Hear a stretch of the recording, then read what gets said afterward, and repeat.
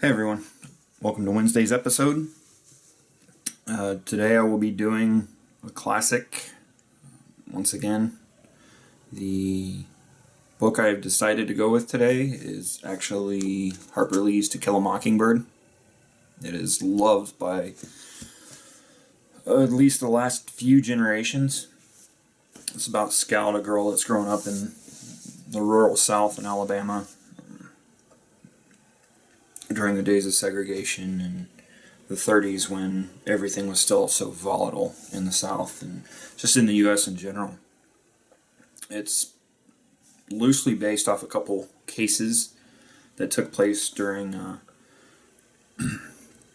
Depression-era days, one of which is the Scottsboro trial, which was a massive case in changing legislation in the court system.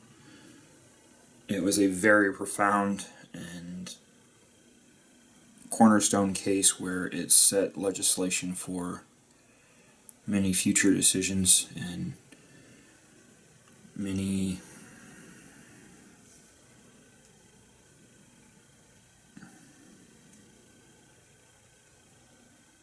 court cases to come, as far as setting that precedence to go off of. Sorry if I seem like I'm pausing a little more. I'm actually trying to, over the times I say or Well, my wife and I actually laughed the last video I did. We actually counted over 40 times within, I think it was like a 5.5 minute video. To Kill a Mockingbird, it is a very, very well-known story, very, very loved.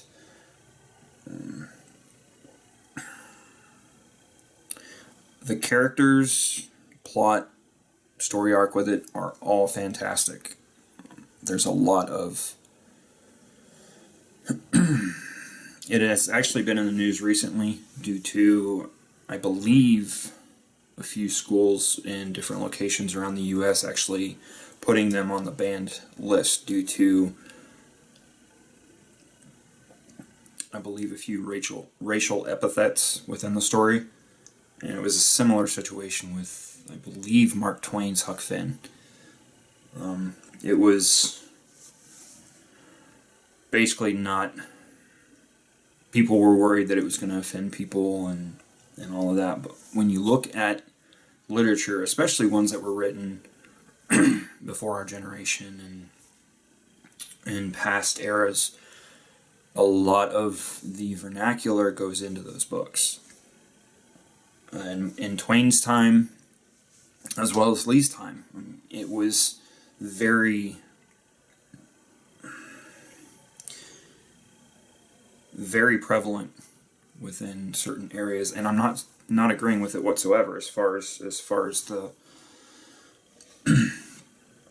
the use of certain epithets. I honestly don't believe in them whatsoever.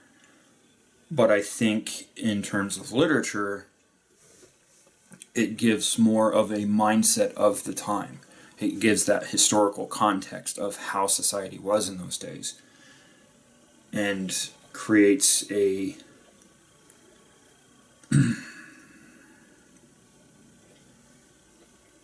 more profound read in the sense of analytical reading to understand what societal context the book was written in, or the story was meant to be portrayed in and perceived in. But yeah, I think as far as a lot of the banned books and ones that are banned from reading lists in school, or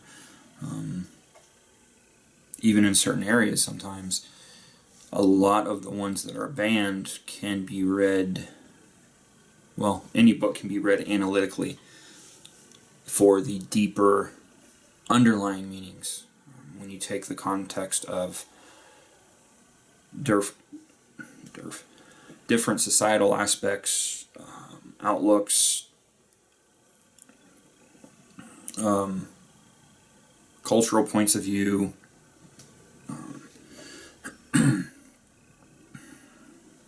educational background, stuff like that.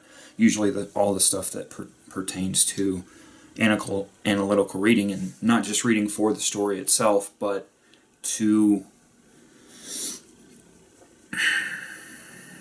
get more out of one story, to where you could read one sentence a plethora of different ways due to what context you read that sentence in.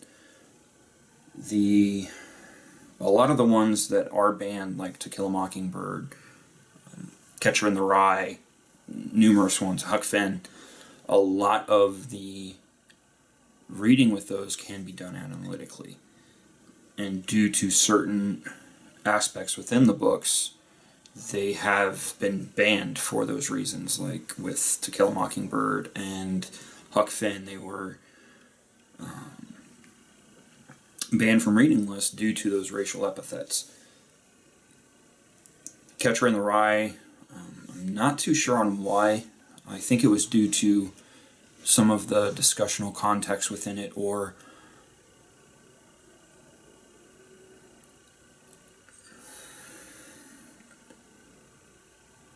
different symbolisms within the novel. But all three are very, very good reads, very good analytical reads. And I honestly, in my opinion, I think with banning books like this, it actually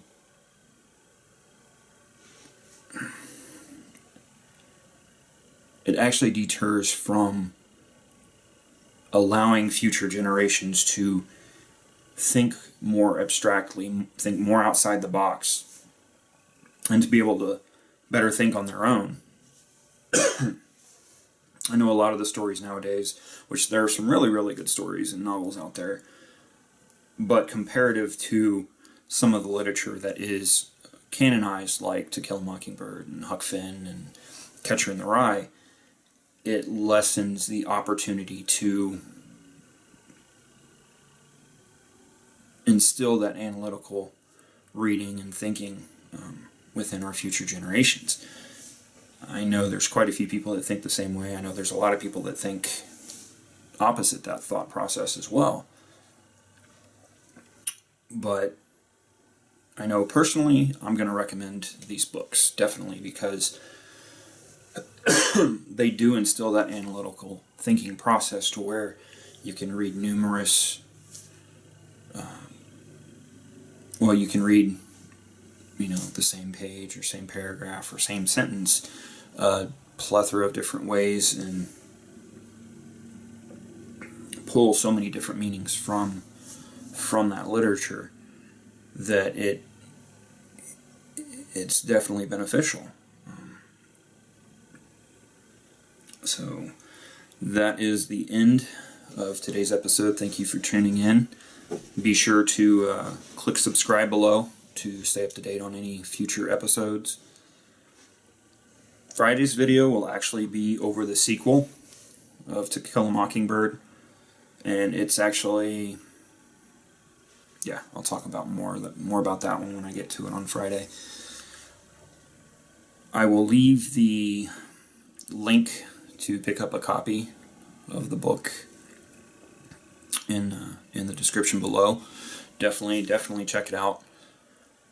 I will also be posting a Goodreads review on the blog and posting a link to this video. So definitely share, like, hit subscribe, and I hope to see you all on Friday. Thank you.